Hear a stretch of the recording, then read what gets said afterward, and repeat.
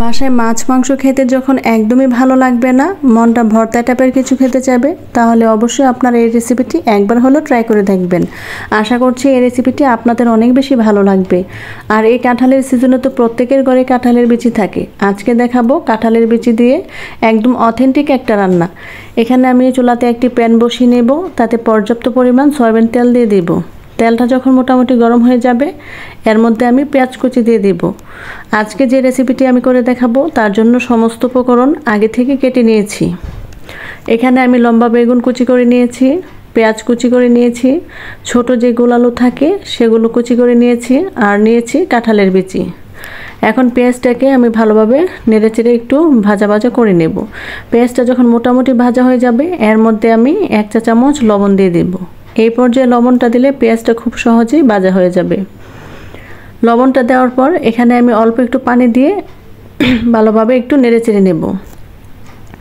আজকে এই রান্নাটা আমি চাপা শুটকি দিয়ে করব। আপনারা চাইলে এখানে যে কোনো শুটকি দিতে পারেন।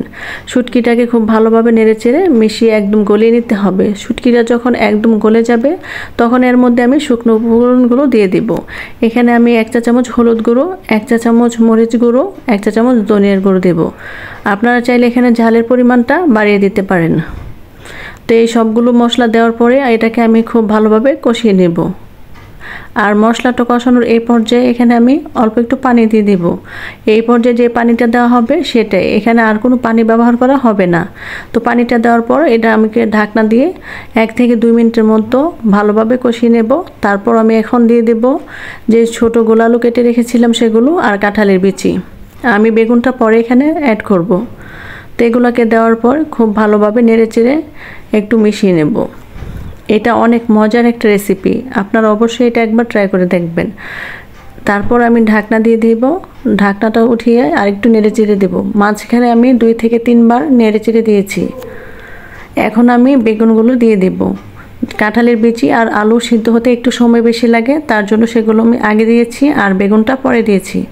এখন এগুলো সব ভালোভাবে মিশিয়ে নিতে হবে। আর বেগুন দেওয়ার পর বেগুন থেকে এক্সট্রা পানি বের হবে, এখানে আর কোনো পানি ব্যবহার করা হবে না। আপনারা চাইলে এই পর্যায়ে কাঁচামরিচটাও ব্যবহার করতে পারেন, আর ঝালের পরিমাণটা আপনারা আপনাদের টেস্ট অনুযায়ী দিবেন। তো এই তো আমার রেসিপিটি মোটামুটি হয়ে গেছে। এইটা থেকে এত সুন্দর একটা স্মেল বের হচ্ছিল। আমি যেহেতু শুটকি প্রেমী, সেজন্য শুটকির যে কোনো রেসিপি আমার অনেক বেশি ভালো লাগে। আপনারা যারা শুটকি খেতে পছন্দ করেন তারা অবশ্যই বাসায় এই রেসিপিটি একবার হলেও বানিয়ে খাবেন। এই রেসিপিটি আজকে আমার বাসায় রান্না করেছিলাম, সবাই অনেক বেশি পছন্দ করেছে।